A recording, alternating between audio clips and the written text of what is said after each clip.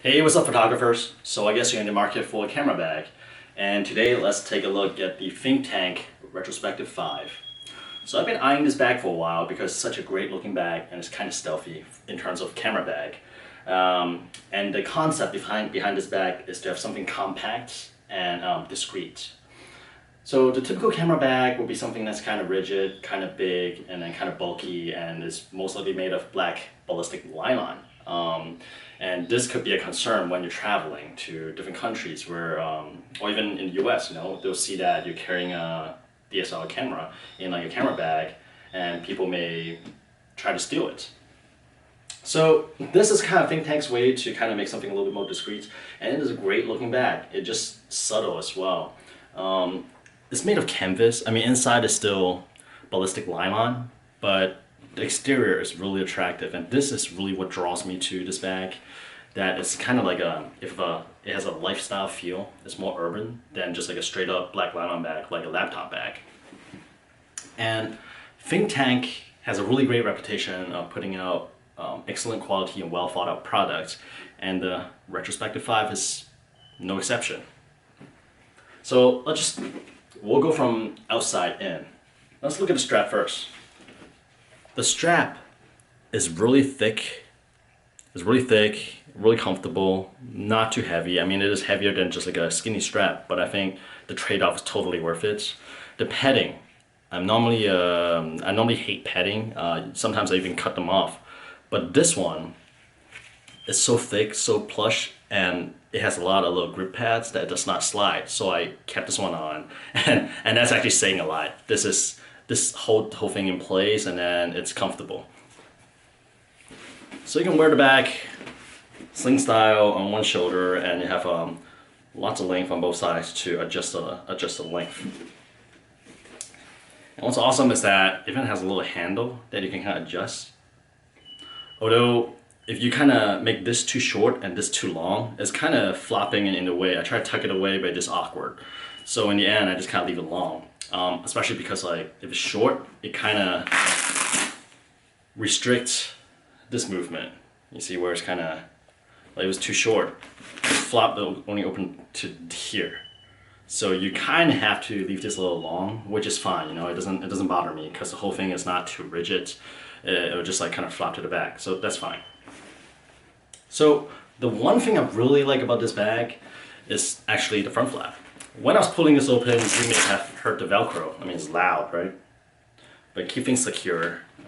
And look at the strip. It's a pretty long strip. So that means like the other part of the Velcro is only this much. That means that you can have it here, or like if it's too full, the Velcro can still stick a little bit higher up. But the cool part about this is that it has what they call like the sound silencer, meaning that maybe you're trying to do street photography where you want to be discreet. You don't want that Velcro each time you're trying to pull the camera out. You can actually open this up and just put this down to cover the Velcro. Well, here's the thing. You can either cover the whole thing so there's no sound at all. Let me do it to both sides. And it's a pretty simple concept, but it's genius. You just kind of cover it, all right? And now, when you open the bag, the Velcros are not sticking together and there's no sound. And this is great. I love this so much. And I wish like more bags would adapt something like this, even for regular bags. I'm not sure if they patented it. I hope they did, because this is a really simple but really great idea. And the thing is that it's not just on and off. You can also do it partial. Like you still want the flap to be kind of secure, but not like sticking a lot away. So you just cover up like most of the Velcro, but you still leave a little bit of the sticky part. So you can hear. I mean, it's just sound, just a lot lighter. So I just think this is such a great idea.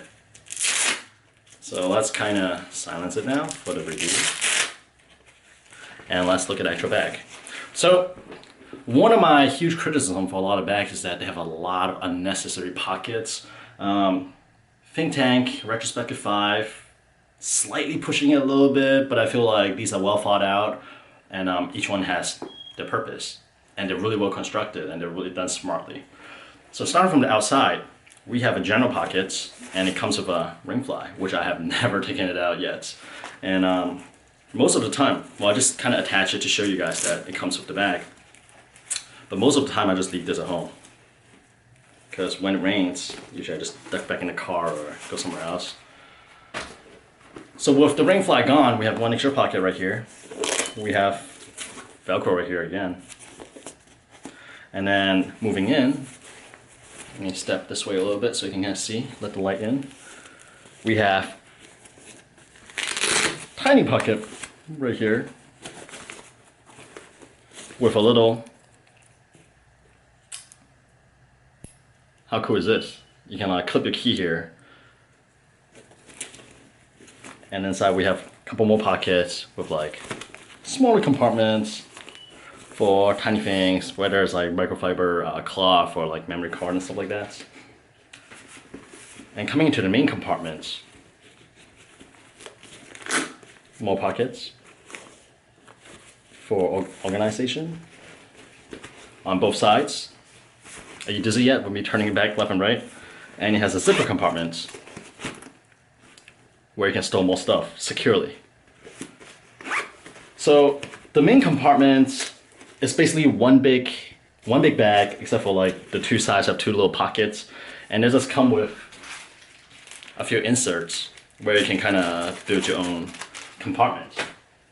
For me, I'm kind of, I wouldn't say minimalist, but I like to kind of like keep things all together, not as well organized. So I kept one. I just kept one to put some like lens here or bottle of water with a camera, and I'll show you a little bit. On the flap itself, there's a little clear panel where you can put IDs or whatever information you need right here. So on the back side of the bag, there's another zipper compartment, which I think is pretty smart. This is like quick access. Unzip it, and then you can get maybe your documents or something in the back. This way you don't have to open the flap each time you're trying to get those things out. So I think those are great. So alright, I mean, these are all the information that you can get from other reviews online and stuff like that. So I actually want to show you how it looks with my camera in there. So the reason I got this bag is because I'm traveling to Thailand soon, end of the month, and I want something that's a little bit more discreet but more secure than my other bag, and I'll do a comparison later.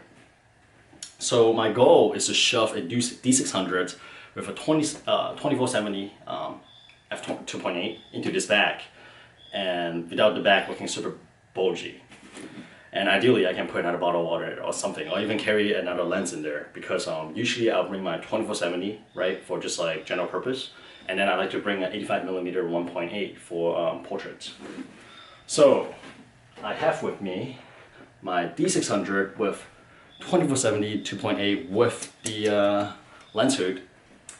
Let's put that thing in. So open the back. So I put this camera in the main compartment. Remember, I divided it in two. I like to put it face down first, or lens down first, because I like to open the bag with the camera at the ready. I can just pull it out and shoot immediately. So as you can see, it sticks out a little bit, but because the flap is canvas, so it's not a big deal. I mean, it does look kind of slightly awkward, a little big. Let's see if I can position it better. So what I did is like aim it a little bit this way, so it's slightly diagonal. So it's slightly better, right? And well, right now I don't have the Velcro on. If I kind of leave a little Velcro, it'll close securely. So I have the camera in here, and I do have enough space to put my 85 1.8 in here on this compartment on the left hand side. And you'll see that if I really want to, I could probably bring my 50 1.8 as well, like this. But in terms of just general walking around, most likely I will do something like 2170 on one side and bottle of water in the outer compartments, like this. And I will put it on my shoulder. And it's not, man, it's actually kind of heavy, but it's not bad, it's not bad. And let me try it so that I have the Velcro on. So now I'm undoing the silencer. I'm taping it up. Oh, also, I didn't mention that the handle is not attached to flap. So when I pull the handle, the flap does not open. It's attached to the side, which I'm really thankful for, and I think that's smart for doing that. So as you can see, it's not like the flap does not come all the way down, but then it's not that obvious. So I can definitely live with this, and it's completely fine. In terms of protection, I mean, there's slight padding around the bag, but it's not, I mean, cannot compare to like backpack inserts. So, I mean, this is, for my purpose, I think it's good. Now, this bag, once again, I think they're targeting the mirrorless. So let me take the DSLR and I will show you with my Fujifilm X100S. There's no question that it will fit. So there's a lot of room to spare. I mean, this, yeah, if I don't have the lens hood, it could probably even fit sideways in the side pocket as well. So mirrorless, definitely no problem. Like Sony A7R2, absolutely no problem. If you can fit that D600 2470, everything else should be fine. I see some question about would it fit like iPad, and the answer is, let me see, it could, except it'll stick out a little bit, so your flap will not go all the way down. Well, actually it does, because it's skinny enough. So I guess you can. I guess you can fit an iPad in there as well. Right? Now, before I get this bag, I've been using my, just like a messenger bag that I use for work, or just you know, just going around town. You can almost call it almost like a man purse. So what brand is this? Let me see. It's the Visconti. Basically, I just went on Amazon. I want to find some leather messenger bag that's super subtle for work. So this came up. Lots of people reviewed it, got excellent reviews. This cost $120. The other bag costs $150. But this is a general purpose messenger bag.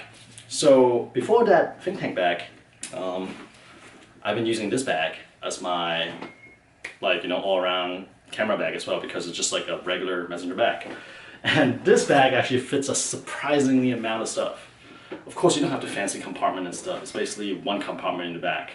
But my D600 2470 just disappears into this.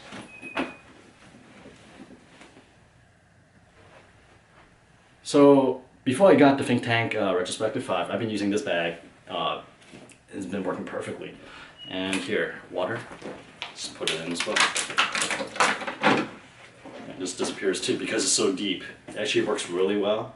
Only downside is that there's pretty much no padding. It just like I mean, it's nice leather, but then there's no padding against like impact and stuff like that compared to the Think Tank. So they kind of serve for two different purposes. For urban shooting, for like just, you know, day trip, nothing crazy. I love this bag. I'll also put a link of this down in the info so that you can find the exact bag that I bought. But for something a little bit more spirited, like going to the countryside or going to like foreign country travel where you may kind of toss the bag around a little bit, I think the Think Tank Retrospective 5 is great. It is not as subtle as this bag. This bag, you cannot tell there's a camera in there. Where this bag, although it's kind of undercover, it is still relatively rigid and people know some kind of electronic is in here. So it's not completely subtle. However, it offers like nice protection, really nicely thought out compartment layouts, and then it is attractive, you know, it's rugged. So for longer trips, for like crazier trips, Think Tank Retrospective 5. For just like everyday shooting, you know, in the city and stuff like that, I will probably stick to my regular messenger bag, just like leather bag. They both have their own purpose. They each have their own niche. Can't speak anymore. I've been speaking so much, rambling. So I think depending on what you need, you know, these two bags, you can consider either one. But in terms of the Think Tank Retrospective 5, I really like this bag and I would highly recommend it. $150 is kind of steep, but for a bag to protect your camera and kind of keep it safe while looking a little bit more subtle, not screaming like, hey, there's a camera here, come steal it, I think it's worth it. Alright, well, if you have any question, please leave a comment, and if I can answer it, I'm sure other people will chime in, and I hope this video has been helpful. Talk to you guys later.